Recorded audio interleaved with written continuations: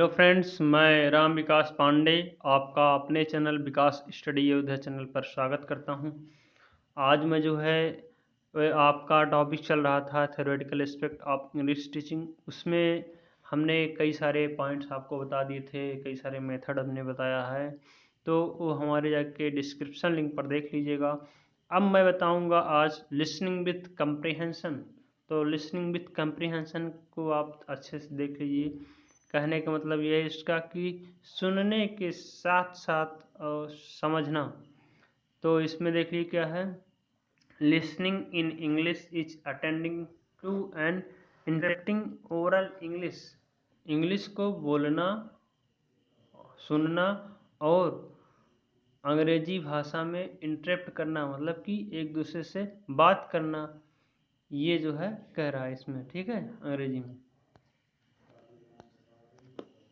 Listening is necessary to develop the speaking skill. जो listening होती है, सुनना जो है, बोलने के कौशल को विकसित करने के लिए सुनना आवश्यक है। कहने का मतलब ये है, the student listen to oral, यहाँ ओरल होगा ORAL, स्पीच इन इंग्लिश। जो स्टूडेंट होते हैं, छात्र जो होते हैं, वो छात्र ओरल मतलब कि बोलकर भाषण को सुनना पसंद करते हैं, अंग्रेजी में बोलकर वो सुनते हैं। Then separates into segment the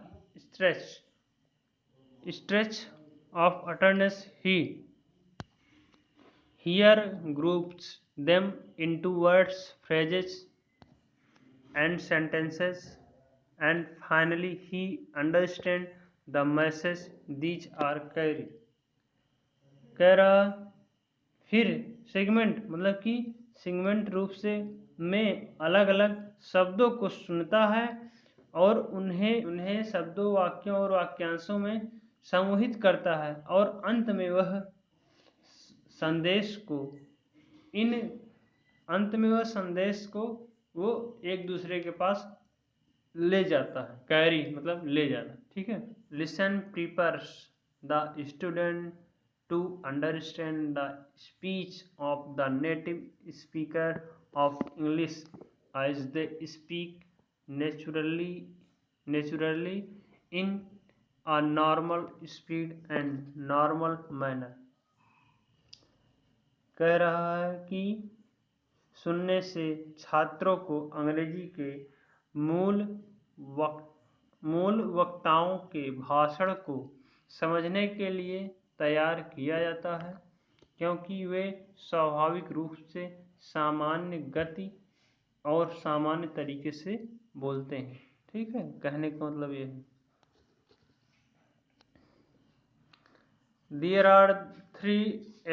There are three approaches to listening: interactive, bracket में दिया है, listening to a message and doing something as a consequence, and bracket close, and one way communication and one way। तो इसमें दिया है communication और non interactive, just listening and retaining the message in activities such as conversations, overheard,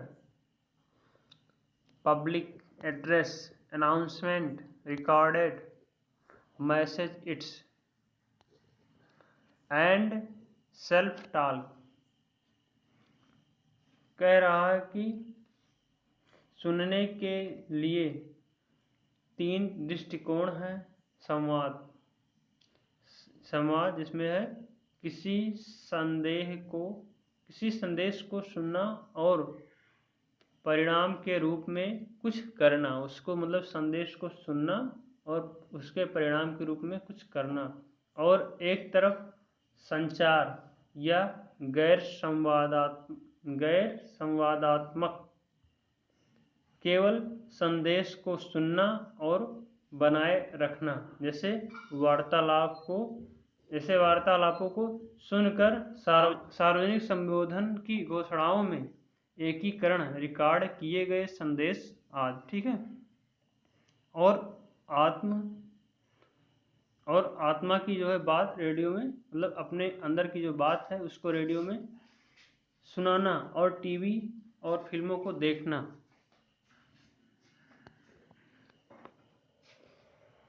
सार्वजनिक प्रदर्शन, व्याख्या, धार्मिक सेवाएं आज आमतौर पर गैर संवादात्मक सुनने को दर्शाते हैं। Generally reflect non interactive listening, responding to the command given reflects interactive listening, which in fact in equally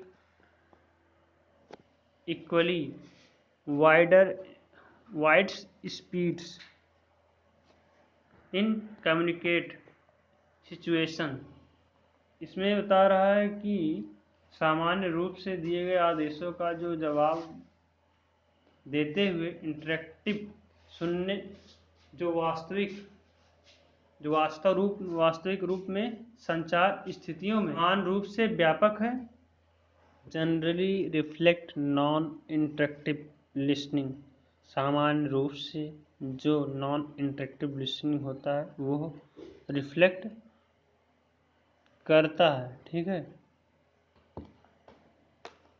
responding to the command given reflect interactive listening, जो रिफ्लेक्ट मतलब कि करता है वो इंटरेक्टिव लिसनिंग करता है। ठीक है। जो आप बोलचाल की भाषा में करते हैं, इससे आपका इंटरेक्टिव होता है, वो लिसनिंग करता है। ठीक है। विच इन फैक्ट, जो कि यह इसमें फैक्ट है, इज इक्वली वाइड स्प्रेड, जो कि एक बराबर से व्यापक रूप में है। इन कम्युनिकेटिव सिचुएशन, वार्तालाप के स्थिति में। Self talk is also an important process by which internal thinking and reasoning is carried out. मतलब आत्मचर्चा भी एक महत्वपूर्ण प्रक्रिया है जिसके द्वारा आंतरिक सोच और तर्क को पूरा किया जा सकता है। All these three modes or approaches to listening may be included in our TESOL। TESOL का मतलब होता है TESOL। देखिए ये आपका TESOL है, इसका मतलब होता है teaching of English speaker of other language. इसमें बता रहा है कि सुनने के लिए ये सभी 3 मोड या दृष्टिकोण हमारे टेसल में सुनने की समझ प्रशिक्षण में शामिल हो सकते हैं। ठीक है। In the classroom students listen in order to repeat and understand.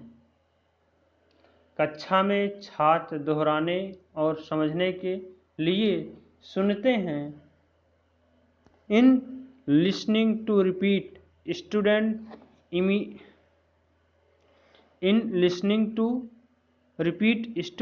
Emitted and memorise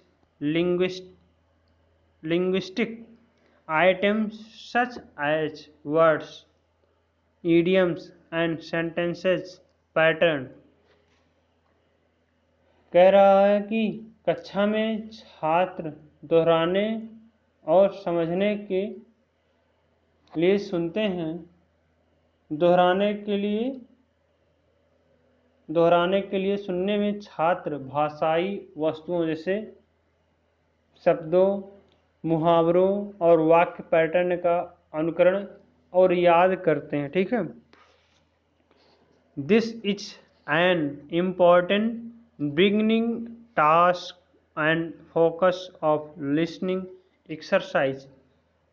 यह एक महत्वपूर्ण शुरुआती कार्य है और आयाम सुनने का ध्यान केंद्रित है। ठीक है।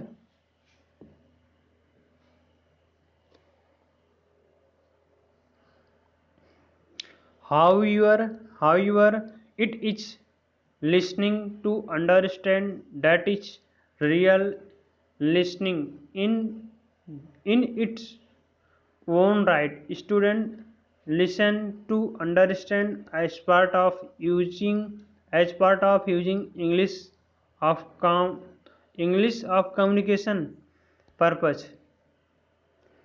इसमें बता रहा है कि हालांकि यह समझने के लिए सुन रहा है, मतलब छात्र समझने के लिए सुन रहा है कि वास्तविक सुनना और अपने आप में सही है। ठीक है। कहने का मतलब जो वास्तव में वो सुना जाता है वो अपने आप में सही है। इन लिसनिंग टू सुनने के लिए, टू अंडरस्टैंड समझना, student may B involved in the question Orient. समझने के लिए सुनने में छात्र सीखने के प्रश्न उन्मुख प्रतिक्रिया मॉडल में या सीखने के कार्य उन्मुख मॉडल में शामिल हो सकते हैं ना। हमने क्या दिखा है इसमें, question orient respond model of learning और in the task orient model of learning. हमने क्या बताया, समझने के लिए सुनने में छात्र सीखने के प्रश्न उन्मुख प्रतिक्रिया मॉडल में या सीखने के कार्य उन्मुख मॉडल में शामिल हो सकते हैं। ठीक है। In the question oriented response model students may be asked to listen to a sentence, a dialogue, a conversation, a passage। से बता रहा कि प्रश्न उन्मुख प्रतिक्रिया मॉडल में छात्रों को एक वाक्य सुनने के लिए कहा जा सकता है, एक संवाद, एक वार्तालाप, एक मार्ग। ठीक है।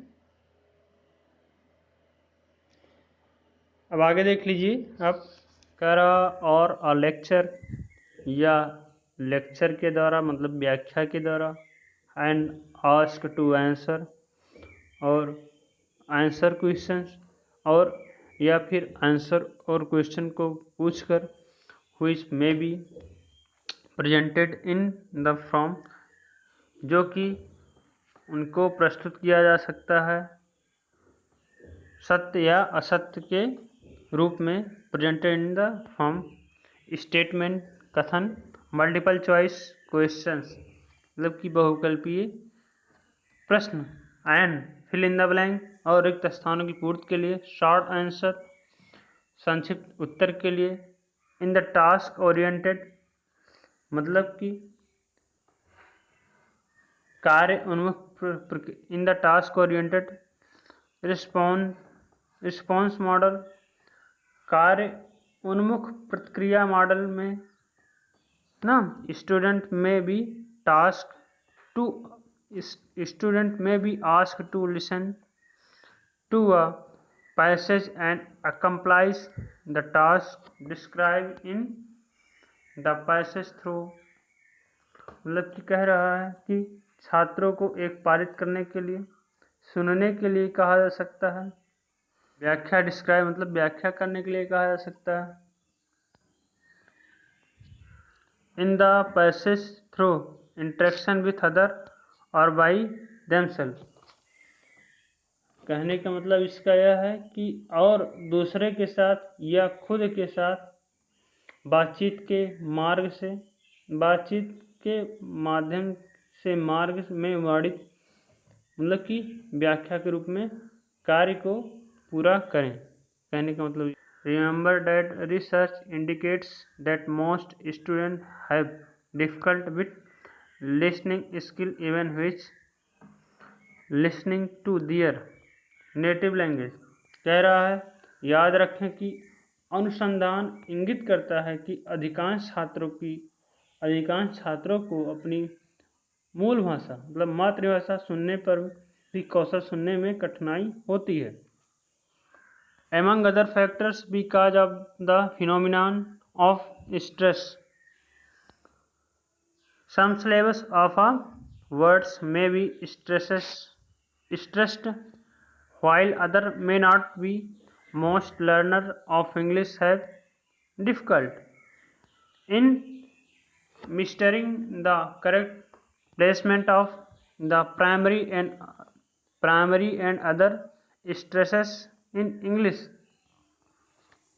कह रहा है कि अन्य कारकों के बीच तनाव की घटना के कारण किसी शब्द के कुछ शब्दांश तनावग्रस्त हो सकते हैं जबकि अन्य नहीं हो सकते। अंग्रेजी के अधिकांश शिक्षार्थियों को अंग्रेजी में प्राथमिकता अन्य तनावों के लिए सही स्थान पर महारत हासिल करने में कठिनाई हो सकती है। This could lead to misunderstanding the meaning of a word, phrases or sentences,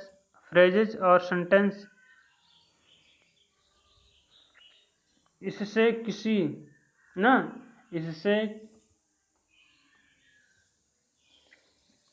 किसी शब्द, वाक्यांश या वाक्य के अर्थ की गलतफहमियां पैदा हो सकती हैं। और consequence, listening proficiency in English is to be cultivated with great care।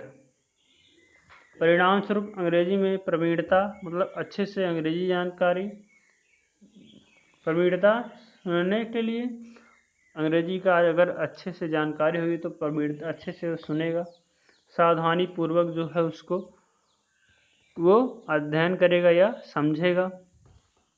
आगे देख लीजिए लिसनिंग कम्प्रीहेंशन, सुनने की समझ, इसको थोड़ा देख लीजिए इसके बारे में क्या है। सुनने की अगर समझ भी होनी चाहिए, अगर आपके अंदर सुनने की समझ नहीं है तो वही प्रॉब्लम क्रिएट कर सकती है। The listening skill is the most neglected one both in first and second language teaching. कह रहा है कि सुनने का जो कौशल है सुनने का कौशल पहले और दूसरे भाषा शिक्षण दोनों में सबसे ज़्यादा उपेक्षित है।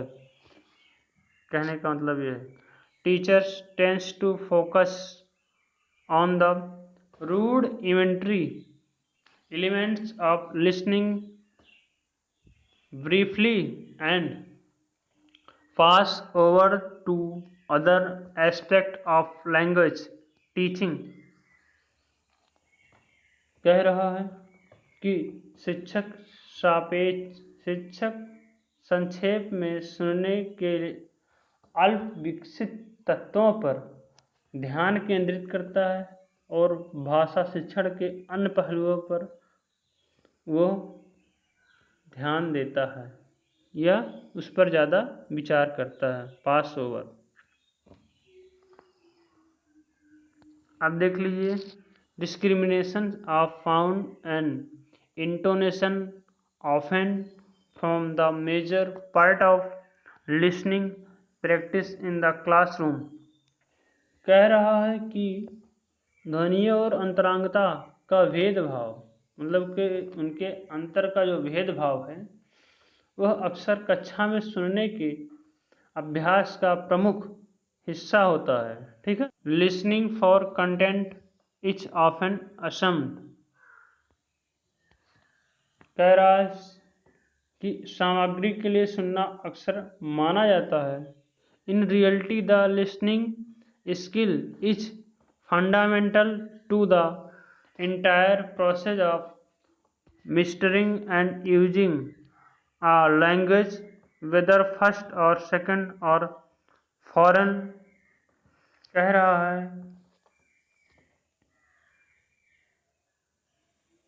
रहा कि हकीकत में सुनने का जो कौशल, ये सुनने के कौशल पर ज़्यादा जोर दे रहा है, थोड़ा ध्यान दीजिएगा।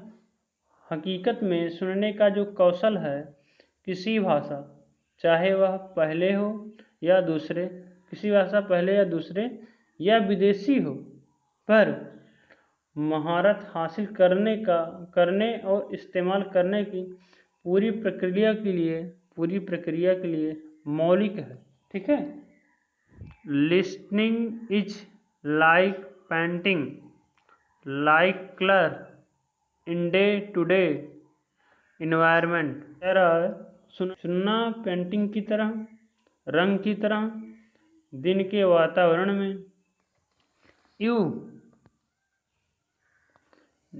You don't notice, but it is always there. It's every linguistic activity.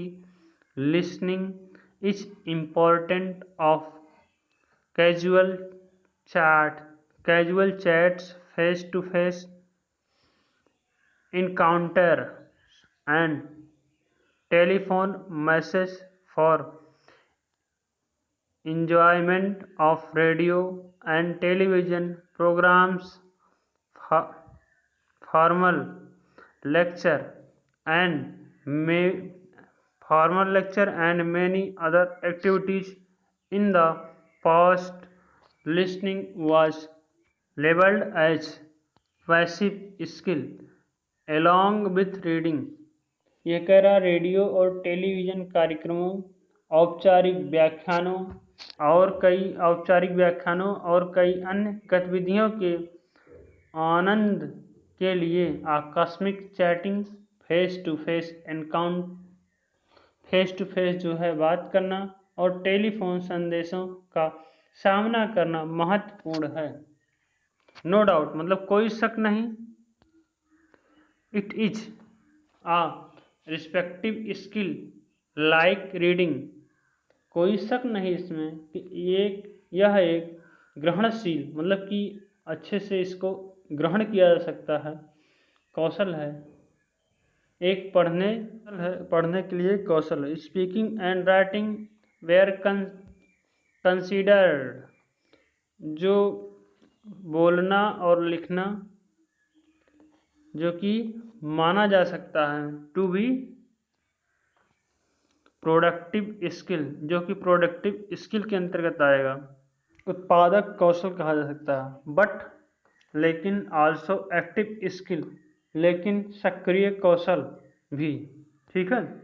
While this categorization is somewhat justifiable because the focus of listening is on reception of information, listening itself cannot be fully and correctly characterized only as a passive skill।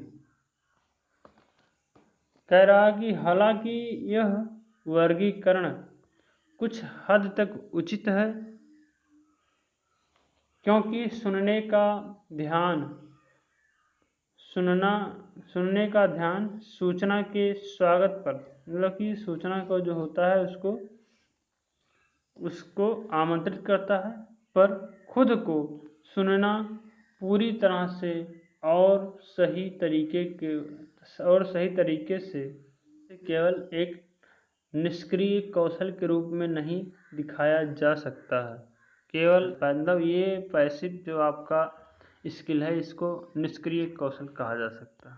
There is a need for a active involvement of the self for, ये आपका ये self होगा, SELF, self for the efficient performance of listening.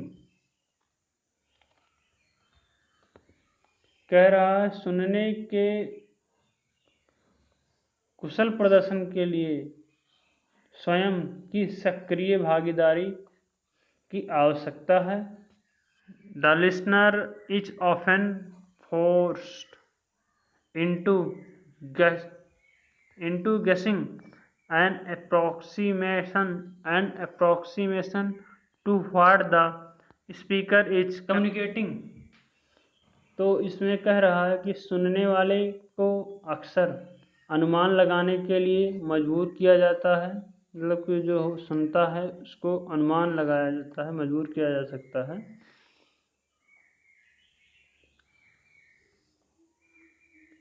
कि speaker क्या संचार कर रहा है। ठीक है, यह भी देखा जाता है। The listener expects and anticipates what may be form and content of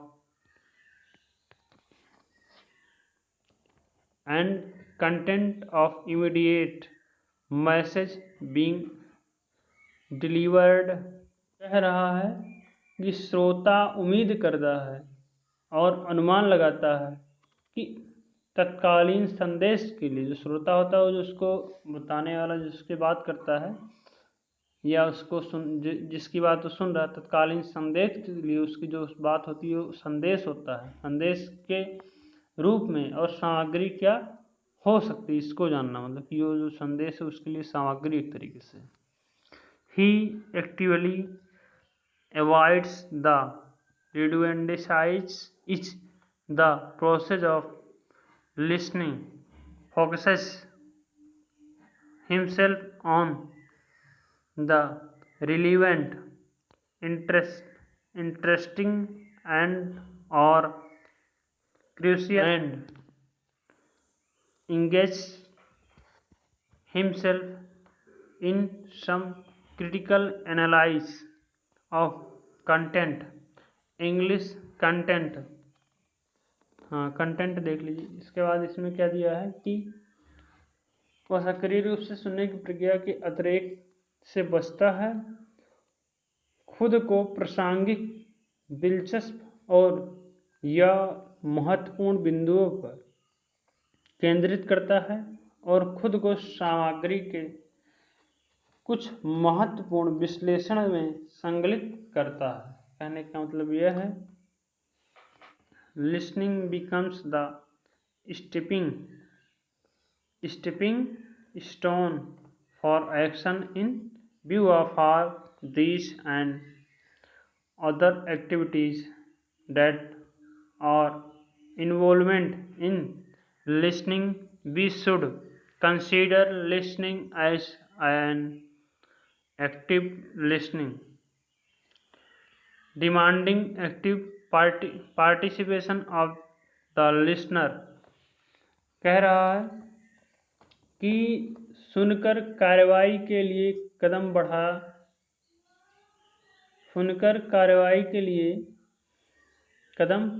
बढ़ जाता है। इन सभी और अन्य गतिविधियों को ध्यान में रखते हुए हम सुनने में एक सक्रिय कौशल के रूप में श्रोता की सक्रिय भागीदारी की मांग पर विचार करते हैं ना। इसमें दिया है, How do we organize teaching the listening skill for the TESOL। उसके बाद ये ऑडियंस है, इसमें ऑडियंस यहाँ नहीं लिखा, ऑडियंस क्वेश्चन मार्क है। यह कह रहा है कि हम कैसे TESOL के लिए श्रवण कौशल सीखने का आयोजन करते हैं। ठीक है, TESOL से मतलब होता है TESOL, teacher of English speaker of other language. ठीक है, इसका फुल फॉर्म होता है। हाँ, तो आप लोगों ने ये लिसनिंग विथ कंप्रिहेंशन में ये जो पॉइंट्स बताए आपको अच्छे से हमें लगता है सुने होंगे। अब जो शेष बचा हुआ है उसको मैं अगले वीडियो में बताऊंगा। तो मैं इस वीडियो को यहीं एंड करता हूँ। धन्यवाद फ्रेंड्स।